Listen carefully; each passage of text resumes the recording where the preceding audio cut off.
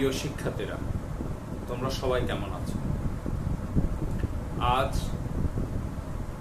নবম শ্রেণীর ফিনান্স ও ব্যাংকিং এর চতুর্থ অধ্যায় অর্থের সময়মূল্য যে প্রথম পর্ব আমরা আলোচনা করেছিলাম, আজকে এই অর্থের সময়মূল্যের দ্বিতীয় পর্ব নিয়ে তোমাদের সাথে আলোচনা করব। আমরা প্রথম পর্বে আলোচনা করেছিলাম অর্থের বর্তমান মূল্য নিয়ে।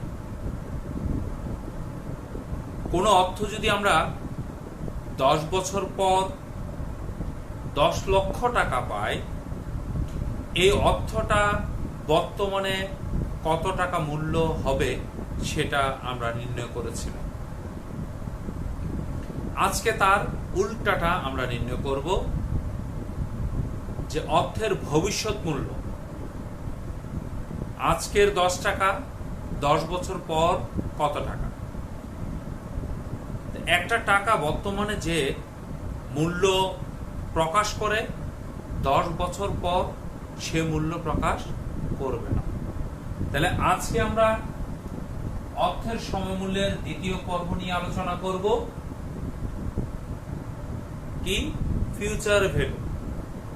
তাহলে প্রথমে আমরা ফিউচার ভ্যালুর সূত্রটা আমরা দেখে নেই। ফিউচার ভ্যালুকে সূচিত করা হয় এফভি দ্বারা। FV equal to PV 1 plus I power N. তাহলে এফভি মানে হচ্ছে ভবিষ্যৎ মূল্য,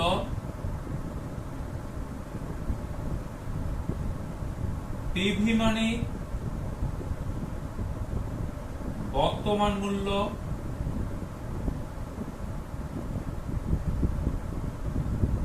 আই সুদের হার,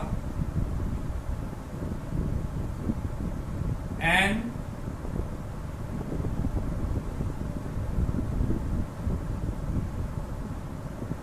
বছর।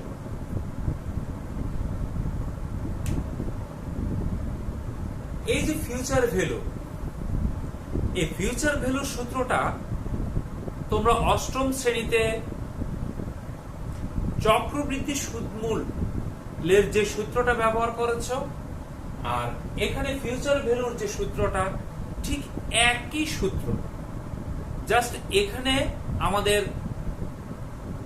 সি এর জায়গায় এফভি এবং পি এর জায়গায় পিভি। চক্রবৃদ্ধি সুদমূল্যের জায়গায় হচ্ছে ফিউচার ভ্যালু, আর মূলধনের জায়গায় হচ্ছে কি পিভি ব্যবহার করা হয়েছে। আর এখানে আই এর জায়গায় ওইখানে ছিল আর দ্বারা রেট অফ ইন্টারেস্ট, আর এখানে আই দ্বারাও রেট অফ ইন্টারেস্ট। তাহলে তোমরা এই যে সূত্রটা, এটা সম্পর্কে তোমাদের আগে থেকেই ধারণা আছে। অষ্টম শ্রেণীতে তোমরা সাধারণ গণিতের চক্রবৃদ্ধি সুদমূল্যের যে সূত্রটা ব্যবহার করেছ, আর এই সূত্রটা একই সূত্র, জাস্ট সিম্বল পরিবর্তন, প্রতীক পরিবর্তন করা হয়েছে, আর অন্য কোনো কিছু না।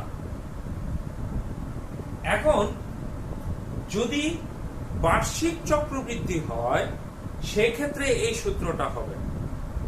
আর মাসিক, দ্বিমাসিক, ত্রৈমাসিক, ষান্মাসিক এই ধরনের যে কোনো কিছুর ক্ষেত্রে সেখানে এন ব্যবহার করা হবে। আমরা প্রেজেন্ট ভ্যালু, ইউনিটি প্রেজেন্ট ভ্যালুর ক্ষেত্রেও আমরা ওই বিষয়গুলি আলোচনা করেছি। তাহলে প্রথমে আমরা দেখলাম কি এটা হচ্ছে বার্ষিক চক্রবৃদ্ধি। যদি মাসিক চক্রবৃদ্ধি হয় বা দ্বিমাসিক বা ত্রৈমাসিক চক্রবৃদ্ধি হয়, তখন সূত্রটা কি হবে সেটা আগে আমরা একটু দেখি। তাহলে এফভি ইকুয়াল টু তখন হবে কি PV 1 plus I divide by M N into M. তাহলে এম দ্বারা কি বোঝায়? চক্রবৃদ্ধি সংখ্যা। চক্রবৃদ্ধি সংখ্যা। গত পর্বে আমরা তাহলে মাসিক চক্রবৃদ্ধি সংখ্যা কত হবে, দ্বিমাসিক চক্রবৃদ্ধির সংখ্যা কত হবে, ত্রৈমাসিক চক্রবৃদ্ধির সংখ্যা কত হবে, ষান্মাসিক চক্রবৃদ্ধির সংখ্যা কত হবে, সবগুলি নিয়ে আলোচনা করেছে।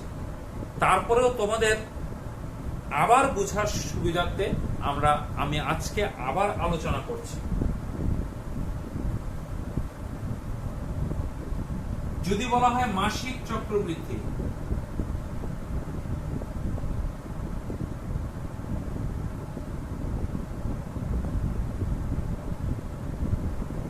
দ্বিমাসিক,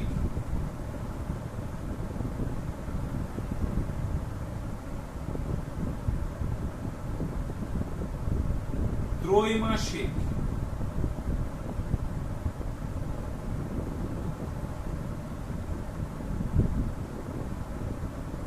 ষান্মাসিক,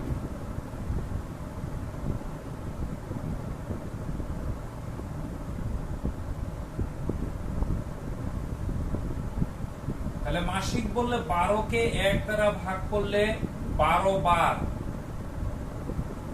12 মাসে 1 বছর, তাহলে একটা বছরে 12 বার চক্রবৃদ্ধি হবে যদি মাসিক চক্রবৃদ্ধি বলে। তাহলে দ্বিমাসিক বললে 12কে 2 দ্বারা ভাগ করলে 6 বার চক্রবৃদ্ধি হবে, মানে m এর মান হবে 6।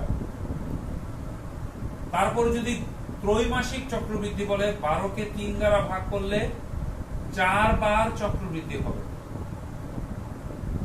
আর ষান্মাসিক বললে 12কে 2 দ্বারা ভাগ করলে 6 দ্বারা ভাগ করলে 2 বার চক্রবৃদ্ধি হবে। ষান্মাসিক মানে হচ্ছে 6 মাস অন্তর অন্তর, তাহলে 6 মাস অন্তর অন্তর যদি চক্রবৃদ্ধি হয় বছরে 6 দুগুণে 12, 2 বার হবে। ত্রৈমাসিক মানে 3 মাস অন্তর অন্তর, তাহলে 12কে 3 দ্বারা ভাগ করলে 3 4 12, তাহলে 4 বার চক্রবৃদ্ধি হবে। আর দ্বিমাসিক মানে 2 মাস অন্তর অন্তর, 12কে 2 দ্বারা ভাগ করলে 6 বার চক্রবৃদ্ধি হবে। তাহলে আমরা চক্রবৃদ্ধির সংখ্যা বুঝলাম, আমার বার্ষিক চক্রবৃদ্ধির ক্ষেত্রে সূত্র বুঝলাম, আর দ্বিমাসিক, ত্রৈমাসিক, ষান্মাসিকের ক্ষেত্রে শুধু m এর পরিবর্তন হবে, আর অন্য সবকিছু আগের মতোই হবে।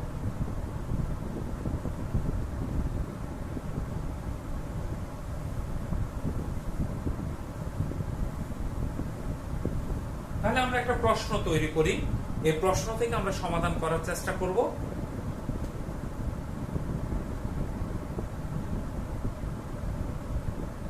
জনাব আক্তার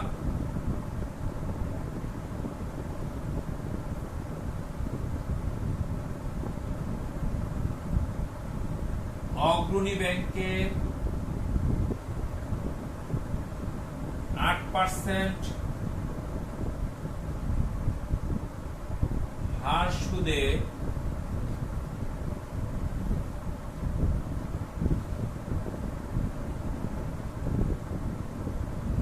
বছরের জন্য 12 লক্ষ টাকা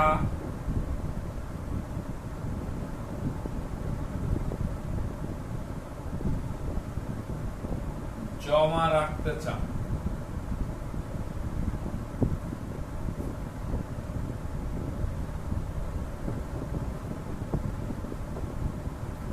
কিন্তু তার বন্ধু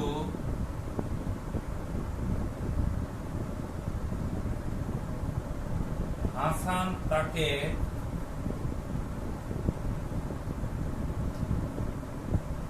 মাসিক 7.5% হার সুদে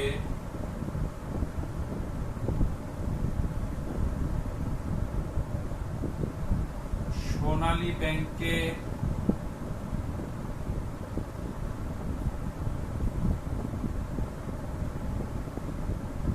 টাকা জমা রাখার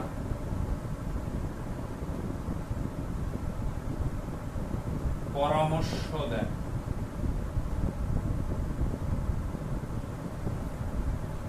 তাহলে এখানে আমাদের দুইটা প্রশ্ন, একটা হচ্ছে বার্ষিক চক্রবৃদ্ধি আর একটা হচ্ছে মাসিক চক্রবৃদ্ধি।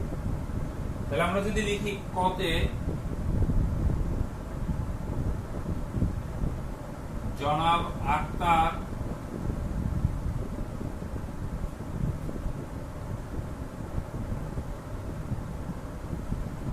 অগ্রণী ব্যাংক হতে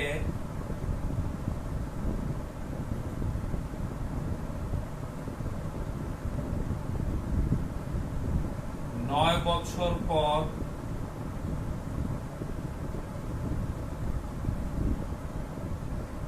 কত টাকা পাবেন? হতে লিখলাম জনাব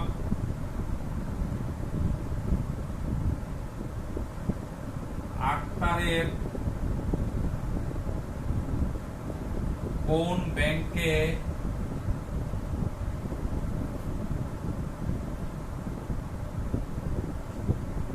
টাকা জমা দেওয়া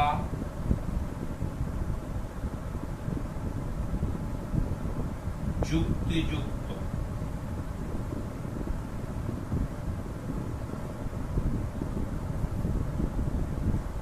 তোমাদের পরীক্ষা যদি এই প্রশ্নগুলো আসে, এই প্রশ্নগুলো গ এবং ঘতে থাকবে।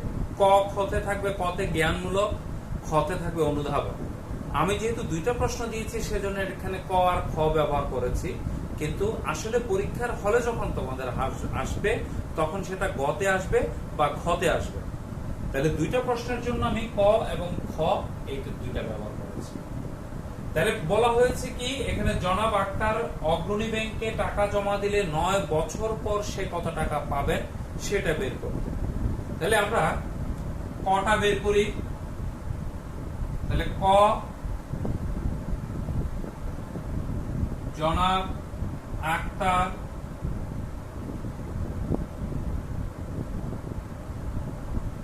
অগ্রণী ব্যাংকে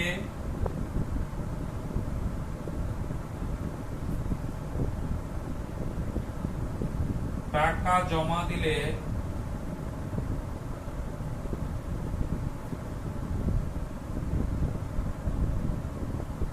9 বছর পর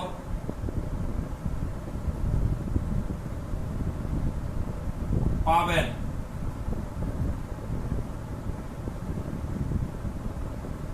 এটার জন্য সূত্র হবে কি, ফিউচার ভ্যালু এফভি।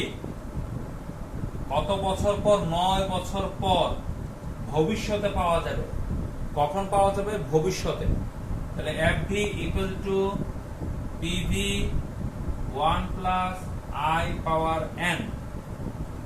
তাহলে এখানে যখন কোনো কিছু উল্লেখ থাকবে না তখন বুঝতে হবে সেটা বার্ষিক, এটা বার্ষিক চক্রবৃদ্ধি। আর এখানে আমাকে উল্লেখ করে দেওয়া হয়েছে এটা মাসিক, দ্বিমাসিক, ত্রৈমাসিক, ষান্মাসিক, সেটা উল্লেখ করে দিবে প্রশ্নের মধ্যে। যখন কোনো কিছু উল্লেখ থাকবে না তখন বুঝবো সেটা বার্ষিক চক্রবৃদ্ধি। তাহলে পিভির মান, এখানে পিভির মান কত? এখানে বলা হয়েছে 12 লক্ষ টাকা।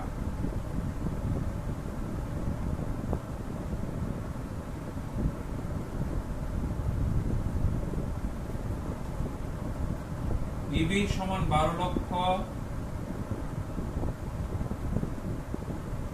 আই মানে রেট অফ ইন্টারেস্ট 8%, এটাকে 100 দ্বারা ভাগ করলে 0.08। এন সমান বছরের সংখ্যা, এখানে 9 বছর। 9 বছর। তাহলে এখানে আমরা 1 প্লাস 0.08 পাওয়ার কত লিখবো? 9। তাহলে 12 লক্ষ গুণ 1.08 পাওয়ার 9। এখন আমরা 1.08 কে পাওয়ার করব 1.08 পাওয়ার 9। তাহলে 1.999900, এখানে 12 লক্ষ গুণ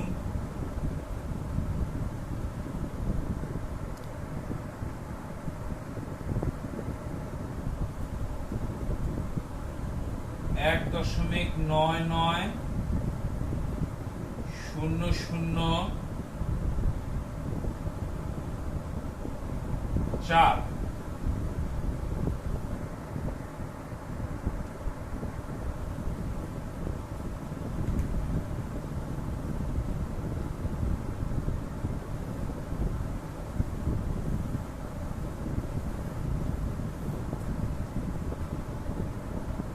এখন এটাকে যদি আমরা 12 লক্ষ দ্বারা গুণ করি তাহলে রেজাল্ট আসছে কত? 23,98,805 টাকা।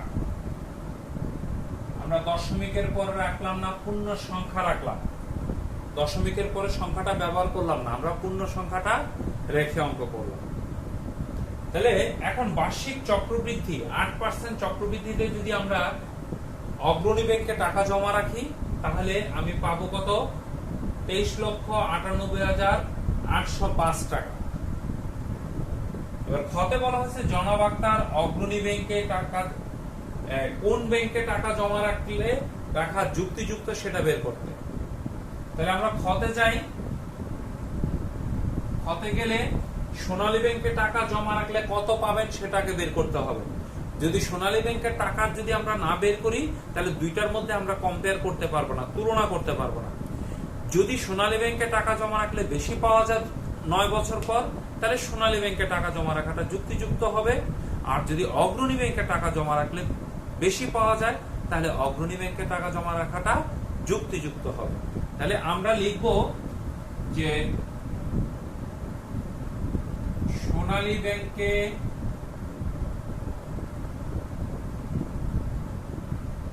টাকা জমা রাখলে জনাব আক্তার 9 বছর পর পাবেন। তাহলে 9 বছর পর কত টাকা পাবেন সেটা আমাকে বের করতে হবে। এখন এটার ক্ষেত্রে আমার সুদের হার হচ্ছে কত? 7.5% মাসিক।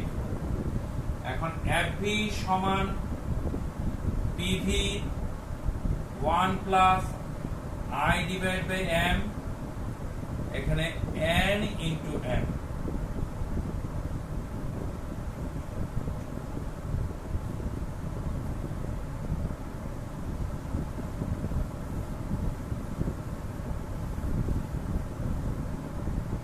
তাহলে আমরা পিভি তো আগের জায়গায় জানি, পিভি সমান 12 লক্ষ টাকা,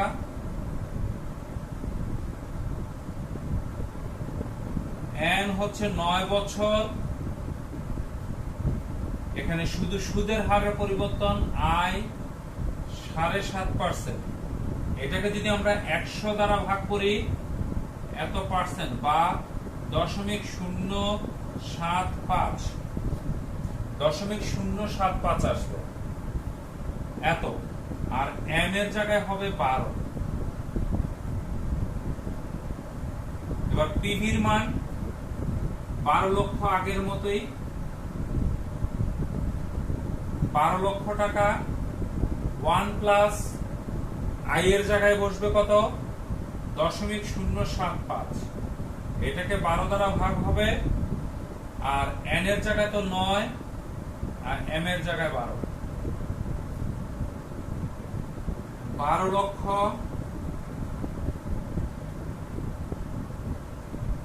এখন 0.75 কে 12 দিয়ে ভাগ করব। 0.075 ভাগ 12 প্লাস 1, তাহলে 1 সহ যোগ করাতে আসছে 1.00625। আর এখানে 9 দ্বারা 12 কে গুণ করলে 108। 1200 ইনটু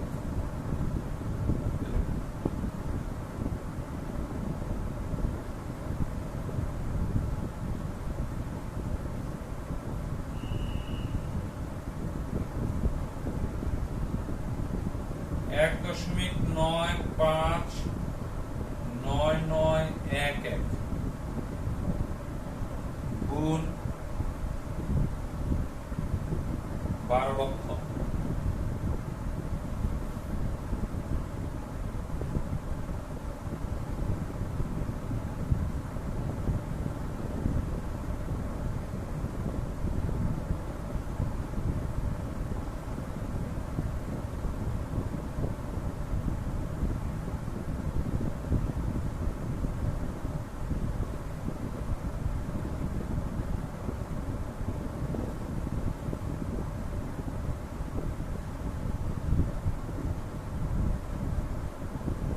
তাহলে হলো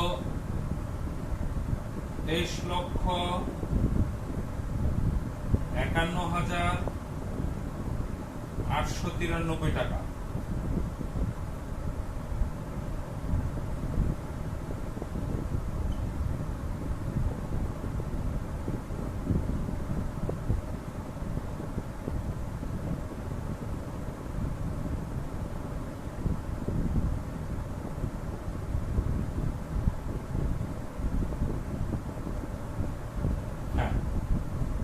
তাহলে প্রিয় শিক্ষার্থীরা, তোমরা দেখো, আমি যদি জনাব আক্তার সোনালী ব্যাংকে টাকা যদি জমা রাখে তাহলে 9 বছর পর পাবে 23,51,893 টাকা।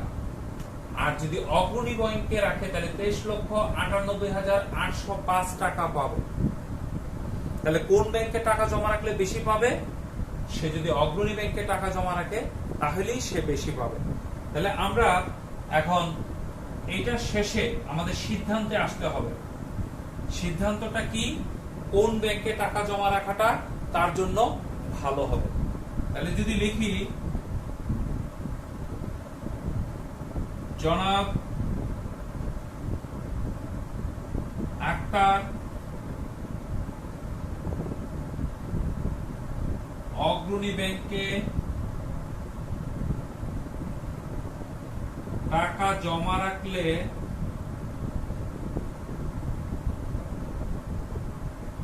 নয় বছর পর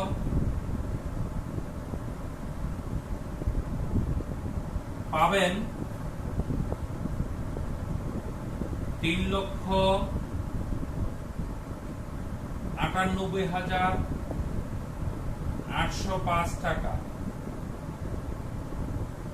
এবং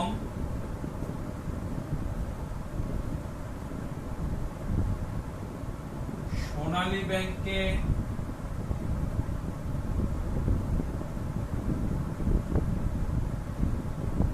টাকা জমা রাখলে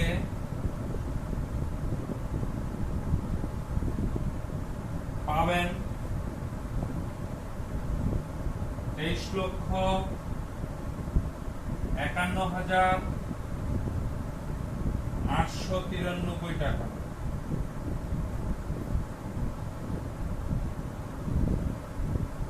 তিনি সোনালী ব্যাংকে টাকা জমা রাখলে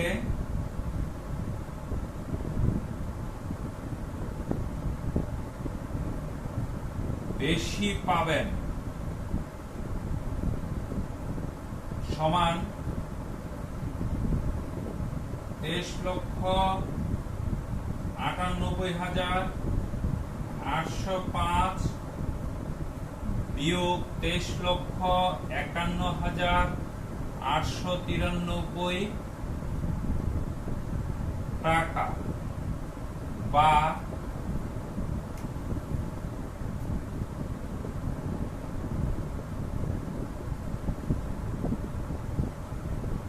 23,51,893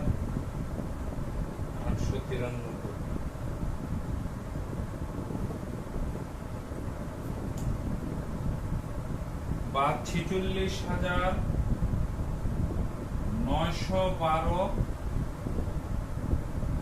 টাকা। তাহলে সে এই টাকাটা বেশি পাবে। অতএব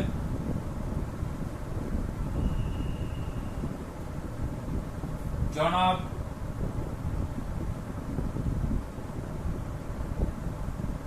আক্তারের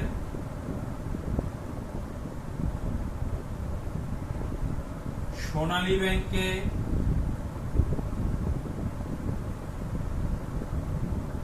টাকা জমা রাখা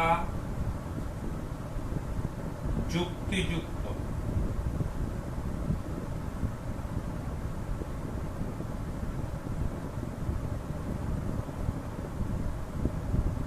তাহলে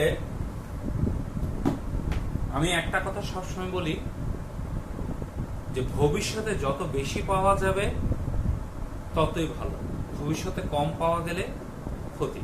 তাহলে যে প্রতিষ্ঠান আমাকে ভবিষ্যতে বেশি টাকা দিবে সেই প্রতিষ্ঠানে আমার বিনিয়োগ করাটা যুক্তিযুক্ত হবে। এখন আমরা দুইটা প্রতিষ্ঠানের পর্যালোচনায় দেখলাম, প্রথম প্রতিষ্ঠান থেকে আমার পাওয়া যাবে কত, এখানে অগ্রণী ব্যাংকে টাকা জমা রাখলে বেশি পাওয়া যাবে।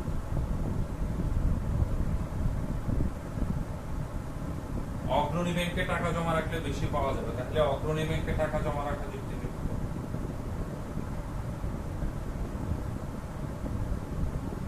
সোনালী ব্যাংকে টাকা জমা রাখলে কম পাওয়া যাবে, অগ্রণী ব্যাংকে টাকা জমা রাখলে বেশি পাওয়া যাবে। তাহলে অগ্রণী ব্যাংকে টাকা জমা রাখলে বেশি পাওয়া যাবে এত টাকা। তাহলে যেহেতু অগ্রণী ব্যাংকে টাকা জমা রাখলে বেশি পাওয়া যাবে, সেহেতু জনাব আক্তারের অগ্রণী ব্যাংকে টাকা জমা রাখাটাই যুক্তিযুক্ত। তোমাদের পরীক্ষায় এই ধরনের এইভাবে প্রশ্ন আসার সম্ভাবনা বেশি যে দুইটা প্রতিষ্ঠানের মধ্যে তোমাকে তুলনা করে তোমাকে সিদ্ধান্তে আসতে হবে কোন প্রতিষ্ঠানে টাকা জমা দিবে বা কোন প্রতিষ্ঠানে টাকা জমা দেওয়া উচিত নয়। তো প্রিয় শিক্ষার্থীরা, আমি আগামী পর্বে আবার তোমাদের সাথে নতুন একটি অধ্যায় নিয়ে হাজির হব। আজকের জন্য এতটুকু। ধন্যবাদ সকলকে।